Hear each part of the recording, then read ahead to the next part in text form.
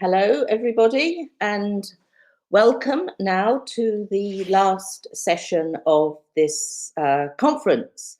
And what a conference it's been. I have to say it's been a great project and a really good partnership. And for me, seeing the contributions that the partners have made, not only throughout the last 4.5 years, but to today's event has been absolutely amazing. And it's also quite refreshing to see how you can begin to quantify how effective a project like this has been. And so from Amsterdam, we had 3 excellent examples of the schoolyards, which was a presentation this morning that was followed by one from Cornwall, who have picked up directly already the idea of doing that and are running a pilot.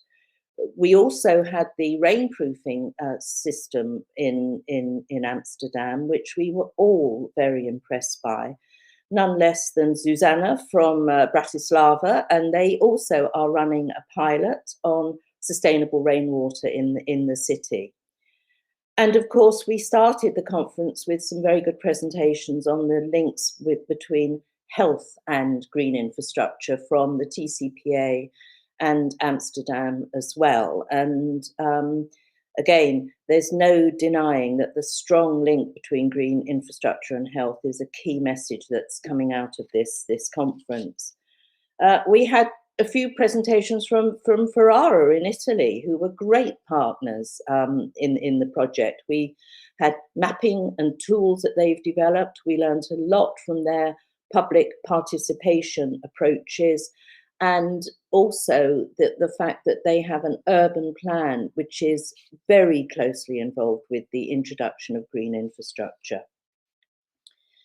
Austria gave 2 presentations from Christina in Graz. The cookbook is a great legacy, and Fiona we will arrange that there will be a link to it.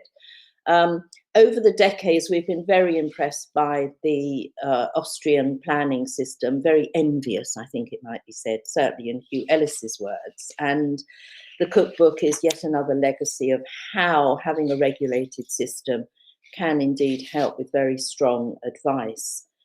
Christine also talked about the importance of political buy-in and working with the mayor. And this was true with the presentations that we had from Slovenia. In Ljubljana, the mayor there has taken a very proactive role in getting rid of cars in the city, for example.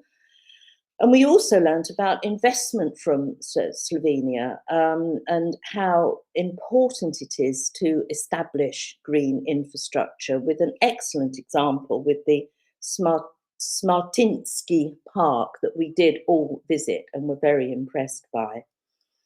Hungary gave us the examples of their own green city call and how important it was, all the information that they'd learned from the project, they are beginning to be able to introduce into a call for some very specific funding.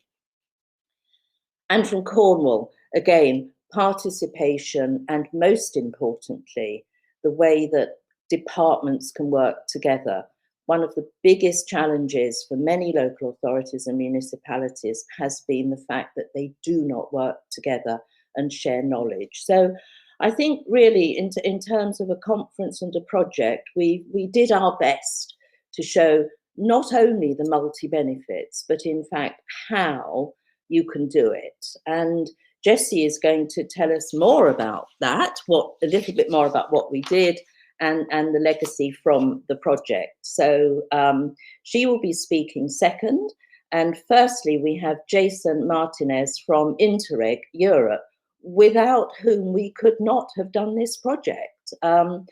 Jason has been a big supporter of the TCPA, reminded me when we spoke earlier in the week that we actually first met each other in 2007 or 2008 when we were putting the GRABS project together. And so he's very familiar with the TCPA and with the green infrastructure work. So Jason, I'd now like to hand over to you.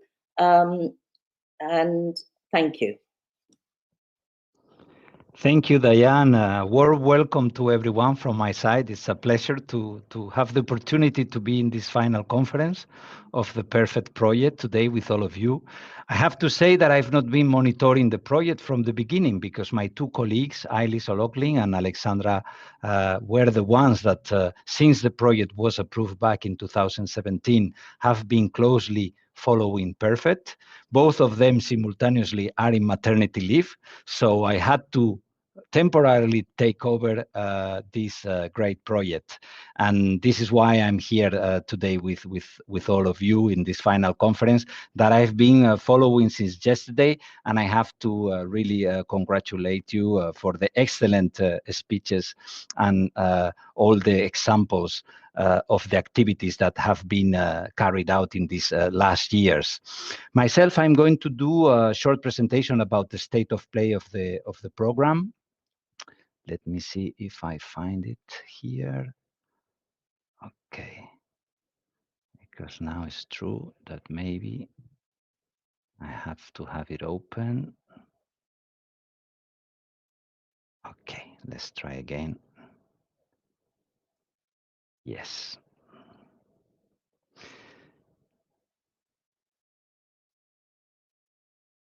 Okay, so I wanted to give you a brief presentation about the state of play of the Interreg Europe program and where we are heading in the upcoming future. So you know that this is the situation right now. After 4 calls, we have funded 258 projects, Perfect being one of them. We have more than 2,000 partners from all over Europe. 25% of them are managing authorities. So the organizations responsible for the Investment for Growth and Jobs programs. The program, you know, that is interregional and covers the 30 countries in Europe, the 28 partner states plus Norway and Switzerland. And we have a very wide geographical coverage with 88% of the NUTS2 regions involved in our projects. The total budget allocated in these 4 calls have been 322 million.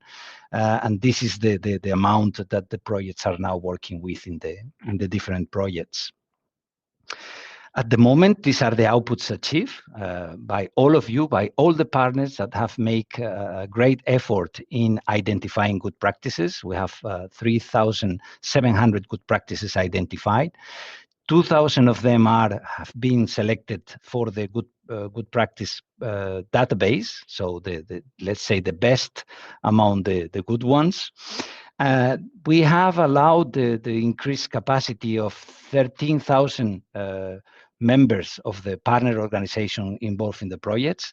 We are a capacity building program, and this is for us a very, very interesting achievement. And the partner regions have produced almost 1,000 action plans. We have overachieved the target set in our cooperation program. There is still a couple of years to go, and we are very happy with the success at the moment. More than 158 projects have already finished phase 1, and they are already in the phase 2 implementing their action plans. In terms of improving policies, at the moment also data validated at the beginning of this month, we have more than 500 policy changes reported from 160 projects.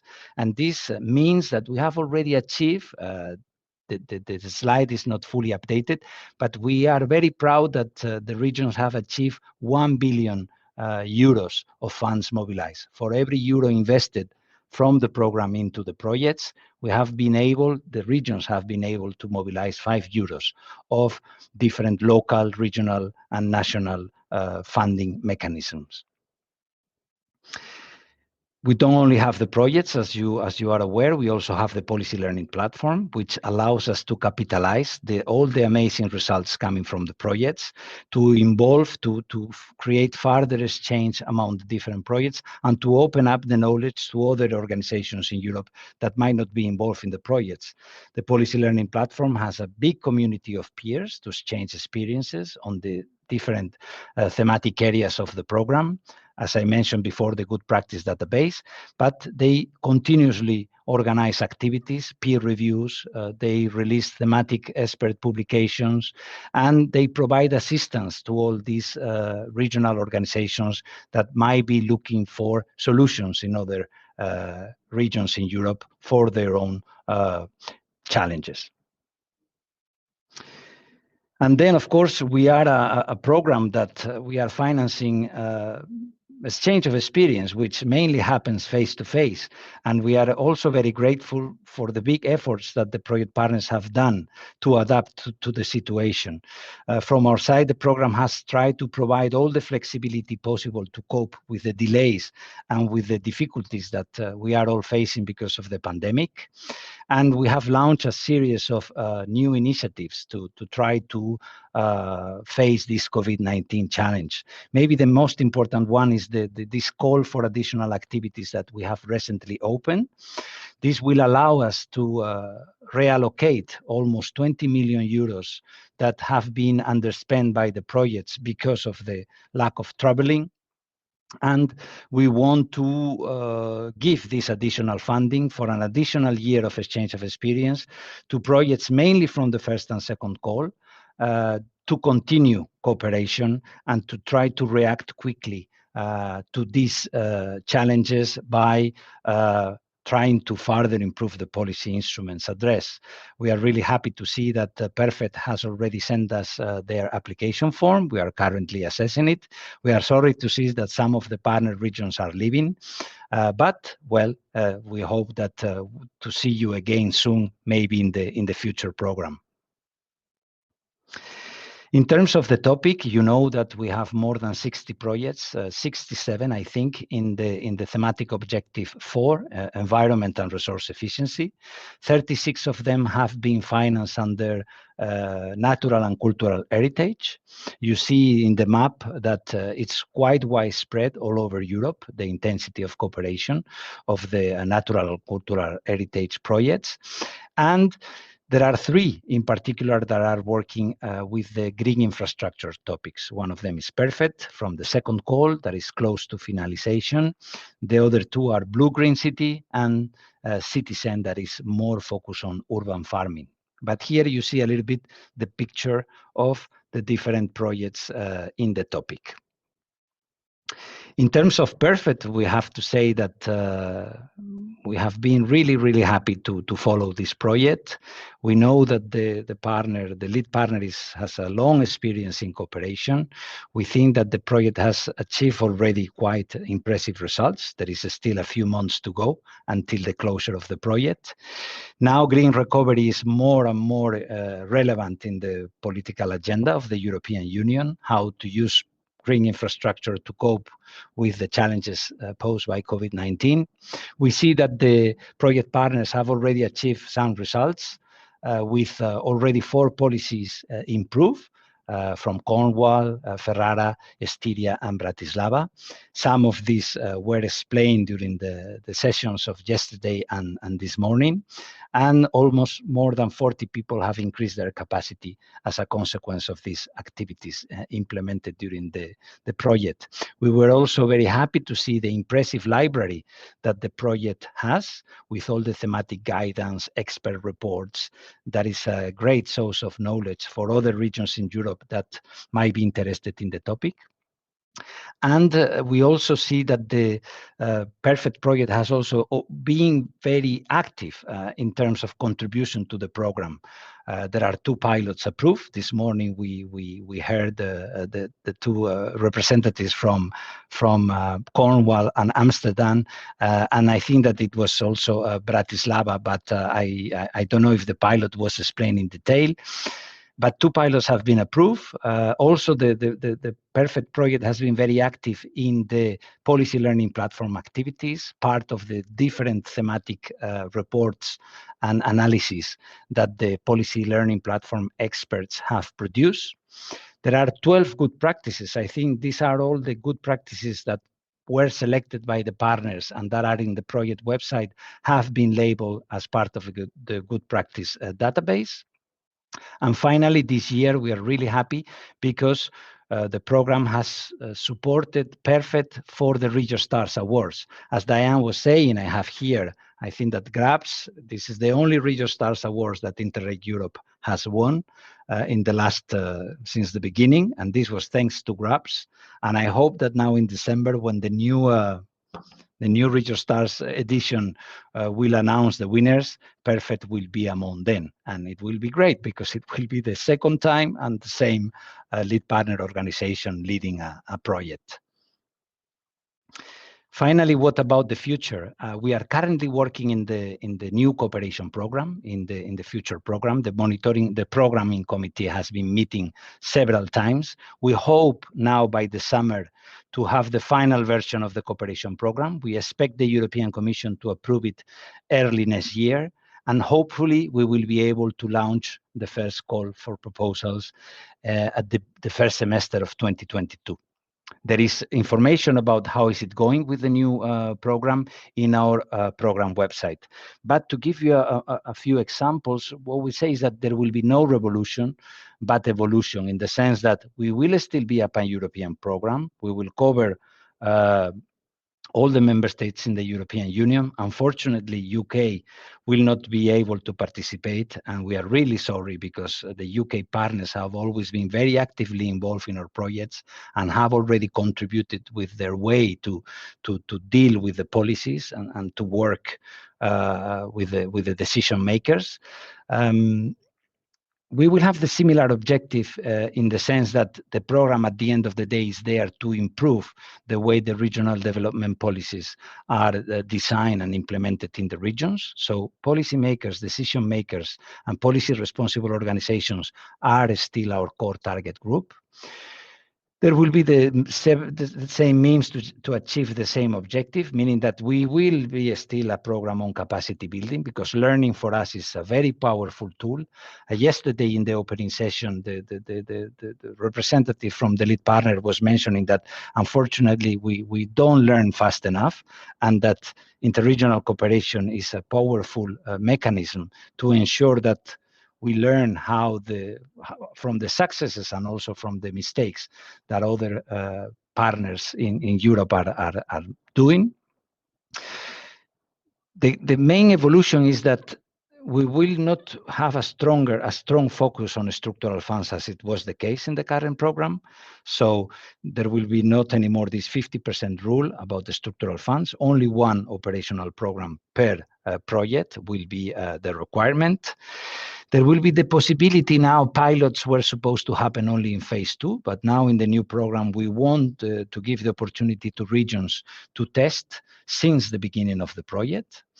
And we have changed the priority of the program, meaning that now we are only going for one single priority, which is the improvement of capacity of the capacity building. So we think that this better reflects the core business of Interreg Europe. But in terms of thematic scope, we will more or less address the same topics that the current Interreg Europe program has. And that's it from my side. Thank you very much. I wish a great continuation until the end of the project, and hopefully an approval for some of you to continue exchanging experience for one more additional year, to keep doing the great things that you are doing, and to keep the cooperation having concrete results in the different regions. Thank you very much. Jason, thank you. That was, well, I've always been a big fan of Interreg, I have to say. So, and thank you for remembering the GRABS project. It's absolutely worth pointing out that two of the partners in the GRABS project, the province of Styria and City of Amsterdam, are in both GRABS and Perfect. And I think for us, that shows the longevity of learning, because we built a lot of Perfect based on the experiences and the knowledge that we gained in GRABS. So it was nice, and yes, fingers crossed for another Regio Stars. We will do our best. I'm looking, I haven't had any direct questions for you, Jason. You may be relieved to hear. So thank you very much, and hope to see you again somewhere. or other. Thank you, Diane. I'm sure that we will do. We will see each other. Thank you so much. Thanks, Jason. And now it's my pleasure to introduce Jessie, who has magnificently led the Perfect project and indeed much of the organising of this particular conference. And she's now going to do some rounding up on the project and to look a bit at the legacy. So over to you, Jessie. Brilliant. Thanks, Diane. And thank you to everyone who is watching. The last 2 days of this conference have really given me a chance to reflect on the last 4.5 years of the Perfect project. And I hope you have all enjoyed hearing about what we've been up to and what the partners have achieved in their regions. So what next? Well, as Jason said, the partnership has the rest of this year and possibly even next year as well, subject to the funding, to continue to try our best to improve green infrastructure policy across Europe. And of course, as each partner is making significant changes to policy in their region, and many have achieved that already, the outcomes from the project will continue to be developed and delivered over the coming months and years. As has been discussed throughout this event, the COVID-19 recovery process has added fire to this mission, I think, as there is a renewed appreciation of green spaces in urban areas. But we will have to fight hard to maintain this interest as other priorities take over, and I'm sure there will be lots of budget cuts to deal with. But the pandemic has truly shown us once and for all the importance of pursuing these aims for our community's well-being and resilience. Pan-European projects like this one are so important for us to continue to push for better policies and practices. For the TCPA, being able to share these experiences from other countries is at the heart of our work to support new and existing communities to be inclusive, resilient and prosperous. There is nothing like visiting a positive example to really capture the imagination of decision makers and motivate change in an area. It's also invaluable to learn about the challenges that were faced during the course of that scheme and how they were overcome. More often than not, the difficulties that local authorities or any other type of organisation face are very similar regardless of the context, and hearing about the different approaches allows a way through to seem visible. The TCPA has been involved in European partnerships for over 10 years, and I know Diane has already and is going to reflect on this. And we are devastated about the future uncertainty of this type of work. We will do our best to continue to bring this type of learning and experience to a UK audience, as there is so much that we can learn from them. So to finish here, I want to show you a short video that the Perfect partners have made over the last few weeks. This is just a teaser video with a longer one due to be published later in the summer.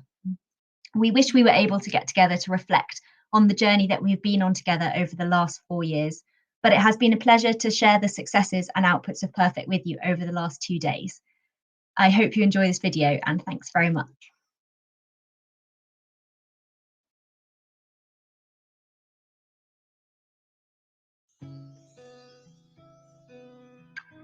Perfect set out to identify and promote the ways in which green infrastructure can maximise the efficient use of resources, help to reduce greenhouse gases, increase competitiveness, and improve the health and well-being of citizens. It's helped us to raise attention to green infrastructure policy and drawn out the practical issues that need to be considered. 2 key projects that were made possible through our learnings demonstrate this.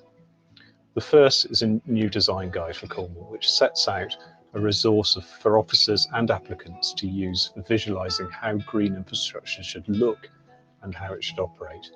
But it's also led to wider systemic changes being initiated. We're also using the experience from Amsterdam and pilot status that we've been given by Interreg to create a green schools programme. This takes our learning and helps schools to influence a new generation of decision makers to the benefits of green infrastructure and environmental improvement. Perfect has been important to us because it has helped us in the development of green schoolyards.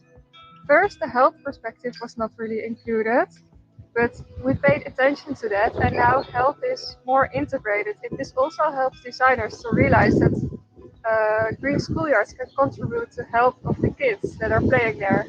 The Service Center for Volunteering Terre Estensi is coordinating a participatory project born by Perfect and called Urban Forestry. It's financed by regional public funds to promote participatory democracy. The project objective is to co-design public green spaces as an opportunity for the urban and social regeneration of the two districts involved. Over the last 2 years of the project, we have organised capacity building events for local authorities which have drawn on and disseminated the work of Perfect. These have focused on what makes a strong policy and have given attendees the tools needed to strengthen their local plans to enable the delivery of more green infrastructure. From the start of the project, partners learnt in detail about the specific challenges and opportunities in each region, and practices and policies from each country were dissected and evaluated. This in-depth knowledge gained has been invaluable for understanding how different approaches can be used in situations. With Perfect, we have developed a tool to involve people in the process and design of a new green space in their neighborhood. If a green space fits their expectations, then it will probably be used better. The tool is called the Healthy Green Pointer, and it's now being used for the design of a new park in Amsterdam. Thanks to Perfect project, I have learned that the difference between to project a green area and to project a green infrastructure. I have learned how green infrastructure can change our city system. By visiting partners, we learned about problems they were dealing with and thought about solutions. It also seems that through Perfect we could inspire other partners, since we are seeing more green schoolyards being developed now. There really is nothing like meeting and talking to people from across Europe who have a shared goal of improving green infrastructure policy in their regions to help understand the different perspectives and inspire new initiatives. Interregional cooperation is at the heart of the project. It has helped us to realise that despite the different contexts and situations, many places are facing common challenges and barriers to delivering green infrastructure. It is reassuring to understand that other countries face similar challenges, and we can learn a lot about how to deal with these by learning about the responses from other places.